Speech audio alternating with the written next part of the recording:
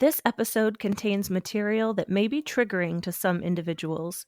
Please check the show notes for more information and be mindful of your own mental health and comfort levels. Hey, welcome back to another Quiet Confessions, little mini episodes where you and I get to connect and I let you know how I'm doing and what's going on in my life. Last week, we talked about postpartum psychosis and a little bit about the Lindsay Clancy case. And while I know that we are still set to proceed on the series about my brain tumor and that whole experience, I just don't feel like it's an appropriate time to start that right now. I think there's still a lot to be said about postpartum psychosis, about perinatal mental health in general. And I'm just feeling really, really called right now to be more in my advocacy role rather than my personal musings role. What I will share with you is that I am currently sitting in my grandmother's house, in my grandmother's chair, after taking a tiny little stroll outside in my grandmother's neighborhood. If you followed along, you know that just over a year ago, I lost my grandmother. She passed away. She was in her 90s. She lived an incredibly full life, and she was my absolute hero. I have missed her every single day, but the last couple of weeks have been increasingly difficult. And I was in town running some errands, and I just felt this pull to come here. Luckily, my dad lives in the house that he grew up in, which was my grandmother's house. And a lot of it has stayed the same. They've done a lot of updates, but there are pieces of the house that still are the same as they always were. So I felt called to come here. I felt called by my grandma. And I think she was telling me, it's okay. It's okay to talk about the things that are close to your heart and that feel important to share right now. And here's a safe space to do it. So there's my woo woo for you. I feel like I'm with my grandma right now. And the one thing about my grandma that I carry with me, and I've carried with me for as much of my life as I can remember, is that I've always wanted to emulate her in that she always made everyone around her feel loved. She made them feel seen. She made them feel valued. She made them feel loved. It didn't matter if it was the first time you met or the 100th time. She would give you a giant hug, a kiss on each cheek. That's the French Canadian in her, and tell you that she loved you. And she truly did. And I honestly don't feel like that's a performative thing on my part. It's something that I gained from watching her, from receiving that from her. And I truly do try to make everyone that I come in contact with feel loved when they walk away. And that's a huge part of why I am an advocate. It's a huge part of why I have such empathy, why I have such passion, and why I feel so strongly about speaking up about the things that matter, which brings us back to perinatal mental health and postpartum psychosis, but really just the perinatal and postpartum experience in general. It's everywhere right now. And that could be because I am in this realm and in this space, and it is completely dominating my social media feed, podcasts. I don't listen to podcasts often, if I'm being very honest. When you record a podcast, it's challenging to find time to listen to them, especially if you're a parent. But between recording and editing and publishing and everything, yeah, I don't listen to a lot of podcasts. But the Lindsay Clancy case and postpartum psychosis and perinatal mental health in general are everywhere. And like I said last week, I've had to be really, really careful about protecting my mental health when I approach this. And I'm even trying to curate my feed so that the things that I'm seeing are accurate, factual, feel supportive of the perinatal and postpartum mental health community, because I don't want to engage in things that are fueling the fire of sensationalism or over dramatization. I really want to be a part of pushing the narrative that enables families to get the resources that they need to find help. So, yeah, I'm going to talk about that a little bit today. I'm going to talk about what perinatal mental health disorders are. We're going to go back in time a little bit and do a little psychoeducation.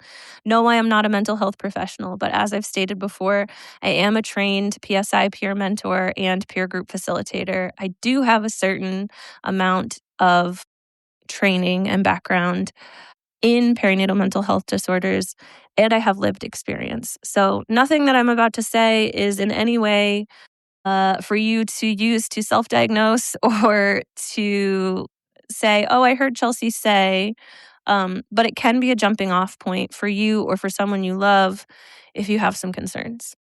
So again, this is not a super like personal nitty gritty all about Chelsea episode, but I hope you'll stick with me because I think that you might learn something or you might be validated in something, and you might be able to help someone or yourself after listening. So, what is a perinatal mental health disorder? It's literally all we talk about.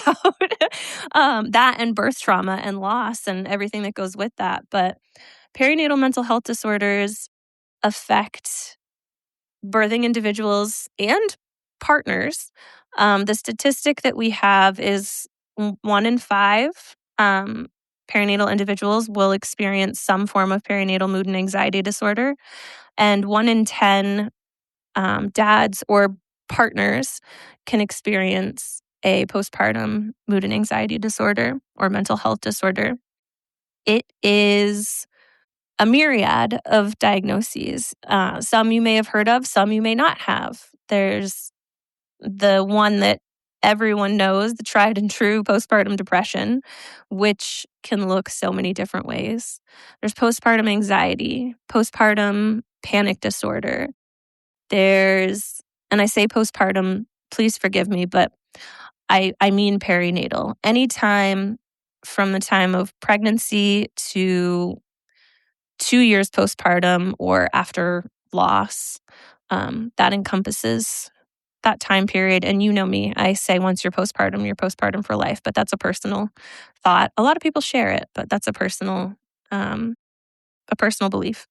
Beyond perinatal and postpartum panic disorder, there's perinatal OCD, there's PTSD, there is substance use disorder, there is psychosis, and postpartum rage, which isn't its own diagnosis yet, but it is something that we are recognizing can be a standalone or it can fall in conjunction with any of these other perinatal diagnoses. There are so many things that can contribute to perinatal mental health disorders. There are things that can happen environmentally, hormonally, whatever, that can impact whether you develop a perinatal mental health disorder or not. Obviously, if you have a history of mental health challenges or disorders, you have a higher risk of developing a perinatal mental health disorder. But if you have zero history of mental health disorders, you still have a risk of developing a perinatal mental health disorder. None of this should make you afraid if you want to start a family that this is going to happen to you and it's going to be terrible, and all of these mental health disorders are treatable. Recovery is 100% possible, but what's most important is getting treatment, getting it quickly, and being validated in your experience. Something that I've found amongst all of the QC mamas that I've met and people who come to support groups or people through the peer mentor program is that talking to other birthing individuals and families about their experience has been one of the most pivotal moments in their healing journey.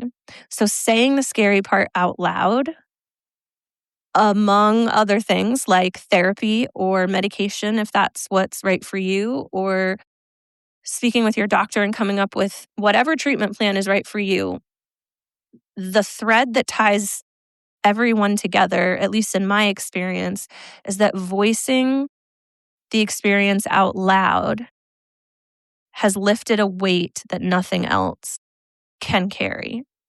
So we're going to break it down, and I'm going to do it as quickly and concisely as I possibly can. I literally feel like I'm leading group right now. But again, not a medical professional, not a mental health professional, lived experience with some training.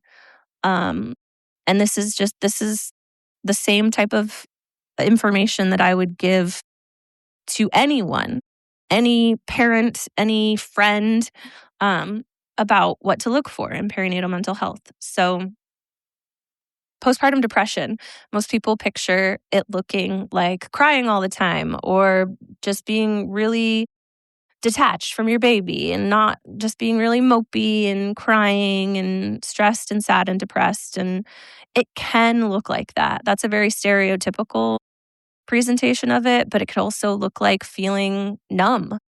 You can have an attachment with your baby, but you feel completely detached from what makes you you. You're going through the motions and you love your baby, but you also just feel a whole lot of nothing.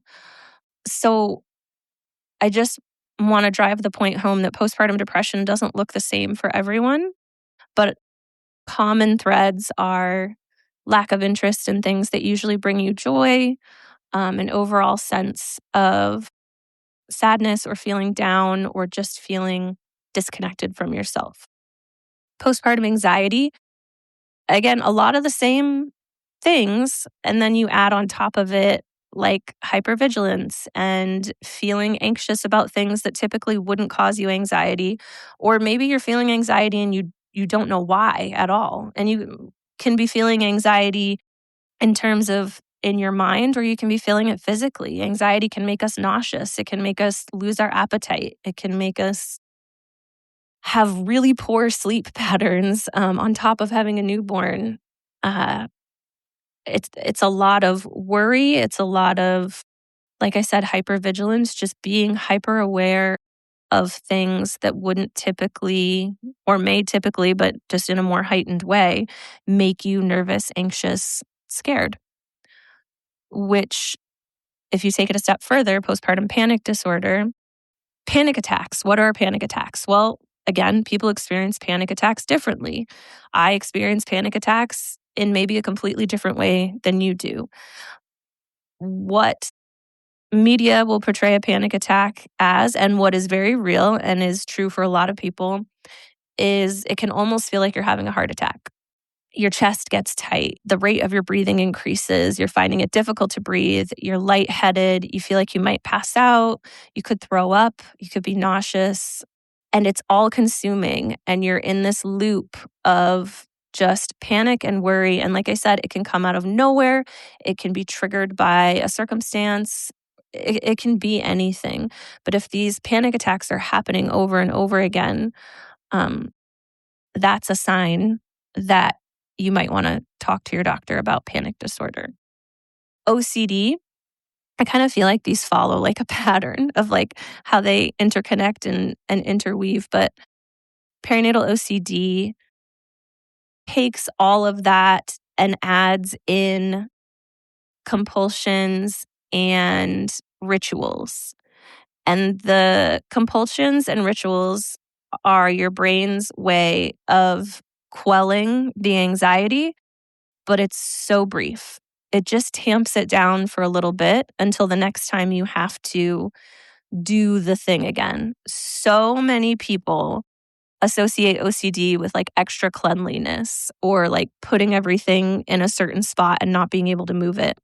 And that's a reality for some people, but that is again a very like media driven view of OCD.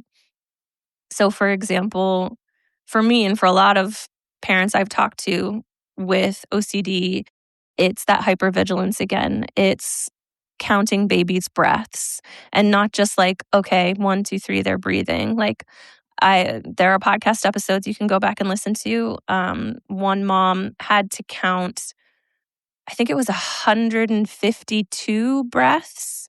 Like, the number kept going up as the days went on. Like, first, her anxiety would be quelled with counting 10 breaths. Then 10 breaths wasn't enough, and it was 50 breaths. And then it just kept going up and up to the point where she's not sleeping because all she's doing is counting breaths. And I did the same thing. I would like hold my hand in front of my baby's mouth to feel for them breathing, watch her chest rise and fall.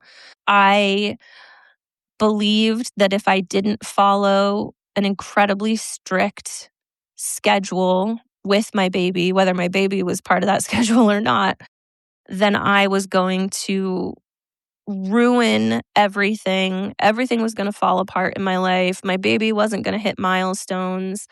I spent so much money on so many different like online sleep expert guides about this is how you should do sleep with your baby, or this is how you should do sleep with your baby. I read them religiously and would change my tactics. And I was like, I have to find the perfect program and I have to do things the perfect way. I have to have the perfect bottles. I have to have the perfect feeding schedule. Everything had to be, and by perfect, like it had to make me feel calm. And it never did. It just made me feel like I was protecting my baby if I did this. I wasn't a good mom if I didn't complete these rituals and compulsions. Now, I still have OCD and I battle compulsions and rituals every day. I have gotten so much better at stopping them. Before they develop further, but it's still a daily battle. I feel like I've gone on about OCD a little too long, but I want to clarify. I especially want to clarify and again preface, I cannot say this enough. I am not a mental health professional. The difference between perinatal OCD and postpartum psychosis, because a lot of what you'll hear about are intrusive thoughts. Intrusive thoughts are common in depression, in anxiety, in OCD, in panic, and in psychosis. A lot of people with OCD are now questioning, well, was this OCD or was this psychosis? Or like just questioning themselves. I don't think questioning yourself is necessarily dangerous. I think what you do with it is important. I think if you're questioning yourself, you should talk to your mental health professional or your doctor, and they can give you a better sense of what's going on. They can hopefully tell you, nope, you have already been diagnosed with OCD, and this is what OCD looks like for you, and we're working on that. Or they can say, all right, let's talk about this a little more. Tell me really what you're feeling, and they can explore that. So again, I don't think having questions is the dangerous part. I think what you do with it is important. The distinction between an intrusive thought and a delusion or hallucination, auditory and visual, is massive. So an intrusive thought, it's a thought that you have. It's uncomfortable. It's something outside the norm.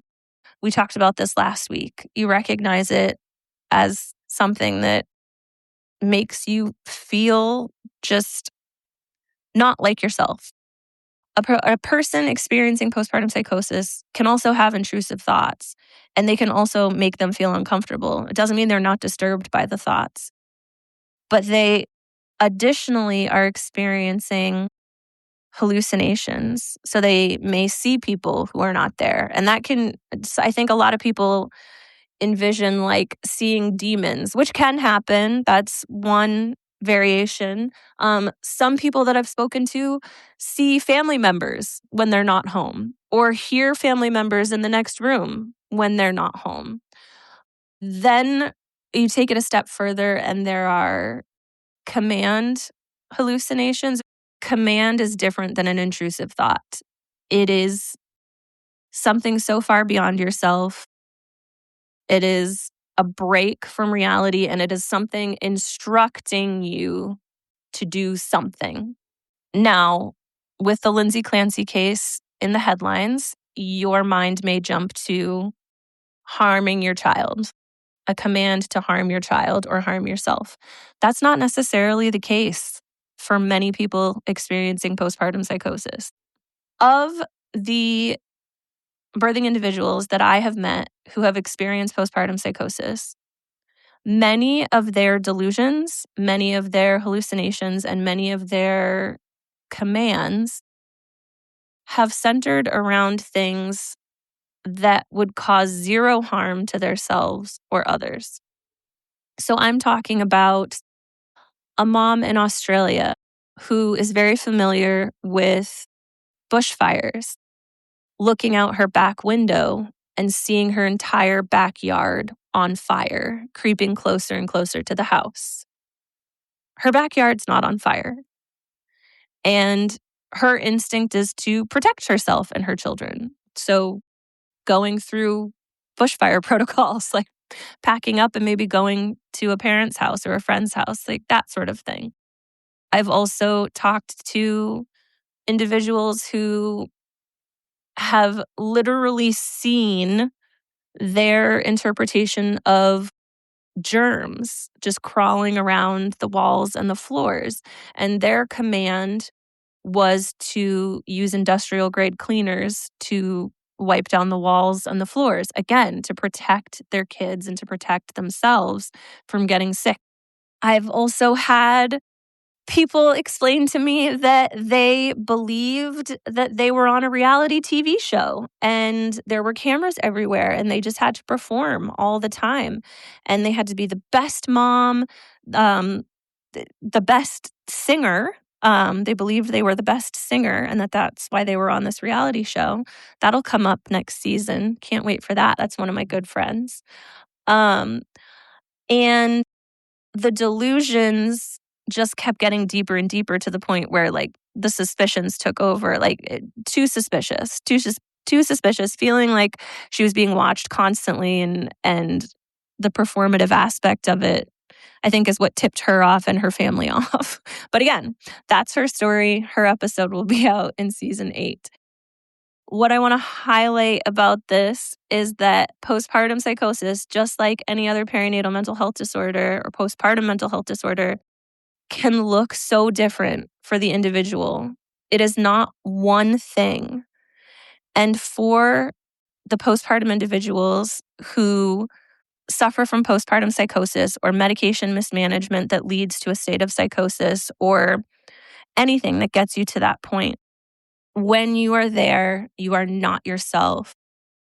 It's beyond your control. You are acting from a place of true belief in these fears that are all consuming. You're confused. You're completely detached from reality at that point.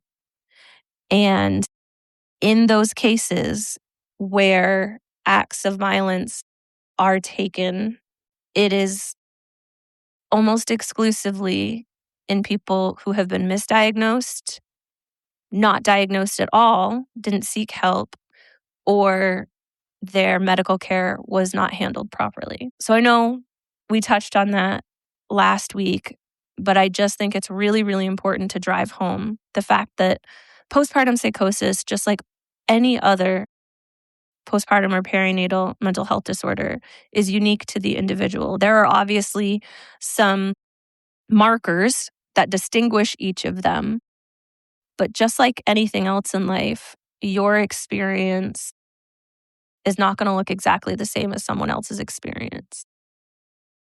To round us out on our educational episode, postpartum rage and perinatal rage is getting talked about more, and I think that's really important. And that really is impacted by external factors and hormonal factors. And maybe we'll get into this in another episode, another day, but the extreme weight that birthing individuals carry. A lot of the time, they are carrying an incredible mental load that no one sees, all the while being told, aren't you so happy? You're so lucky you have your baby. You should just be living in this moment and loving every second of it. And it's just not the case for a lot of us.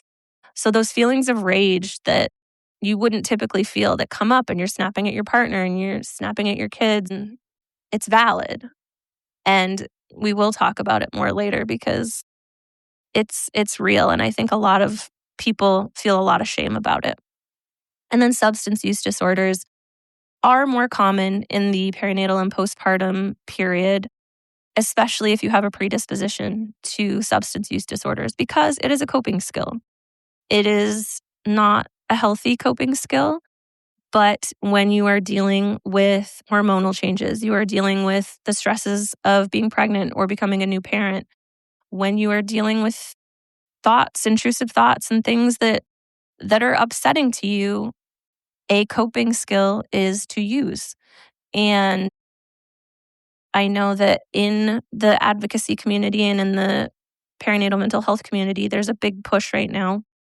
There's a lot of support groups, and especially through Postpartum Support International. So, like, putting the tail on this, Postpartum Support International, has resources to connect you with medical and mental health professionals specific to everything we just talked about, whether online or in your area.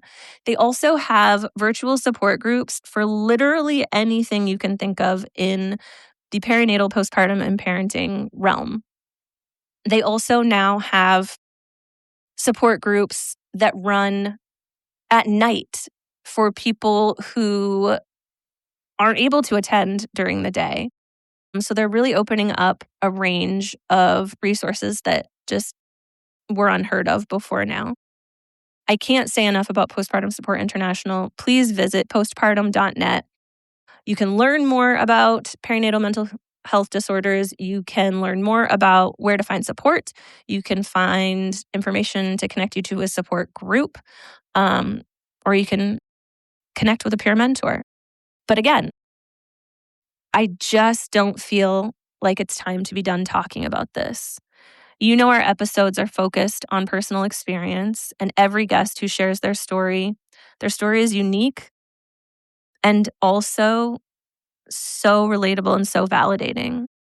Every single person I have talked to, I have found something in their experience that has resonated with me. And I'm curious if you have found the same. We are all in this parenting storm, but we are captaining different ships. But that doesn't mean that we can't come together and say, I see you. What you are going through is so hard. I am beside you. It's hard for me too. And we can sit in the hard together. And the more that we talk about that, and the more that we accept that, and the more that we learn about the ways to get help, the less shame, the less stigma, and the fewer tragic outcomes we would have in general. I truly believe that. So, Grandma, thanks for having the universe send me here. I'm feeling a sense of calm. I'm feeling a sense of purpose. And I want to encourage you to check on the people in your life, whether they are parents or not. Mental health is universal. Check on the people in your life, not just the ones you're worried about. Text the friend you haven't talked to in a while. Call the family member that you just want to say, I love you. Tell the people in your life what they mean to you. Because even just that can mean the difference between someone feeling completely alone and someone feeling the opportunity to say, hey, I'm so glad you called. Is it okay if I talk to you about this? So I'm sorry if this was a little more educational than what you had hoped for, but it's important to me that I keep spreading information, helping to stop misinformation, and let you know that it's okay to say the scary parts out loud. I'm here. I'll listen. And I'll be here next week. Hey, it's Chelsea. I just wanted to take a moment to thank you for tuning in and being a part of the Quiet Connection community. Did you know that you can support me and gain exclusive perks by subscribing to my Patreon account? By becoming a subscriber, you'll get access to bonus episodes, ad-free listening, exclusive chats, and even monthly goodies in the mail handmade by me. Your support helps me continue creating high-quality content and ensures that we keep spreading awareness and ending the stigma surrounding perinatal mood and anxiety disorders and so much more. Head on over to Patreon, search Quiet Connection Podcast, and join the community of listeners who are helping me make this podcast the best it can be.